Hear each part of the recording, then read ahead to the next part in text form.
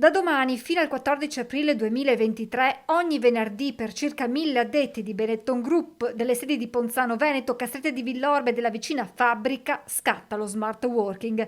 È quanto deciso in accordo con RSU e sindacati. Lo scopo del provvedimento, come spiegato nella stessa intesa, punta sulla necessità di efficientamento energetico. L'accordo sullo smart working, riducendo l'orario di lavoro in azienda a 4 giorni la settimana, rimanendo a casa il venerdì, è un ottimo strumento chiaramente per la riduzione dei costi energetici.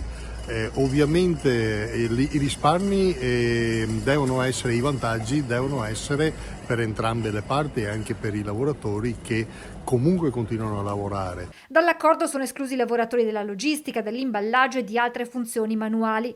La strada intrapresa da Benetton Group potrebbe essere percorsa da altre aziende in un momento in cui gli imprenditori si trovano a fare i conti con il caro energia. E crediamo che questo modo di ragionare possa essere anche un interessante viatico per ridurre effettivamente l'orario di lavoro a parità di salario.